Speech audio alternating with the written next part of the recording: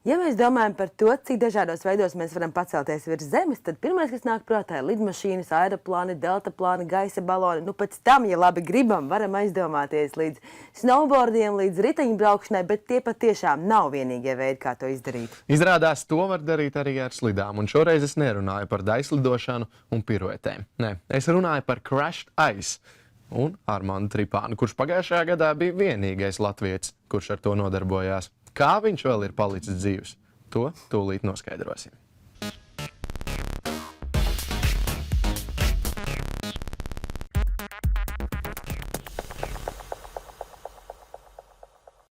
Kā tu vēl esi palicis dzīvs? Jo, spēlēt hokeju pa taisnu ledu ir viens, bet tas, ko tu dari? Nē, tas, ka dzīves vai nedzīves, tur viss ir kārtībā, bet tas nav tik, varbūt, ekstrēmi, kā tas izskatās. Un kā daudz domā, jo es domāju, ka ir vēl trakākas lietas, ko cilvēki dara.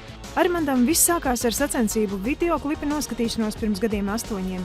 Toreiz nodomājis, ka tā ir lieta, ko savā dzīvē pavisam noteikti ir jāmēģina izdarīt. Kājas slides paziņo no laikiem, kad pie Oļega Znaroka trenējās hokeja spēli. Tad jau kā sporta žurnālists 2010. gadā startēja Red Bull Crashed Ice sacensībās mediju grupā. Rezultāti iedvesmoja, un pērn viņš startēja 3 Red Bull Crashed Ice atlases posmos. Tev būtībā filma tā nedaudz tajā startā pazūd, un ir visdažādākās emocijas.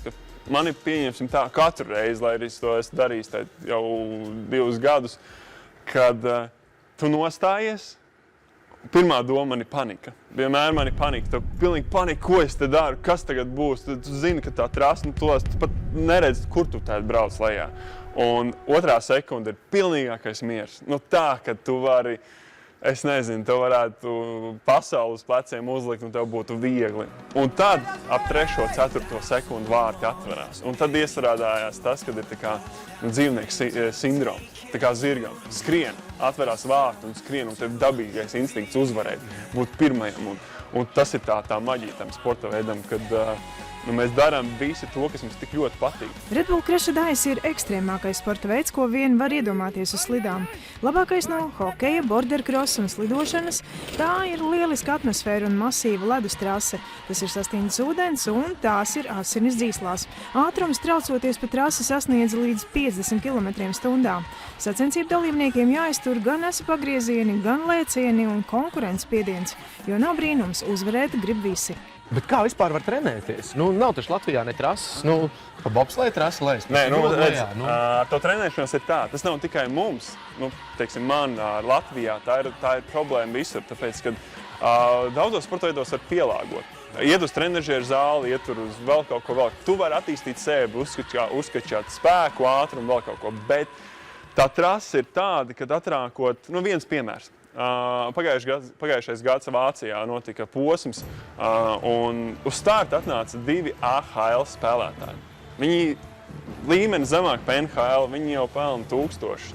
Viņi māks slidot, viņi ir izcili uz slidām. Viņš nostājās startā, viņš pasaka, es lejā nebraukšu. Ne jau no bailēm, bet no sērijas, tad, kad viņš treniņā jau brauca, viņš saprot, ka viņš to vairs nekontrolē. Tur ir pilnīgi citas sajūtas, pilnīgi savādāks slidojums. Un tas ir tas, ko tu nevari pielāgot. Kā tad tu sevi pielāgoji?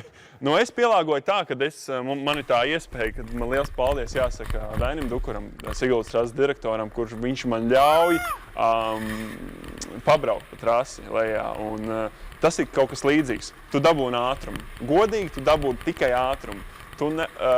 Bet sajūts ir uz pusi mazāks. Tev nav lecieni, tev nav nelīdzens ledus, tur tu esi drošs. Godīgi Siguldā tu esi drošs. Tas arī liekas pilnīgi nesavienojami. Nē, pirmo reizi, kad es braucu, man bija, protams, kas tagad notiks, kas būs, bet jau 3. reizi es sapratu, ka te nav bailes, te nav kaut kas. Ir vienmēr tāds patīkamais uztraukums, ka kuram vienmēr ir jābūt.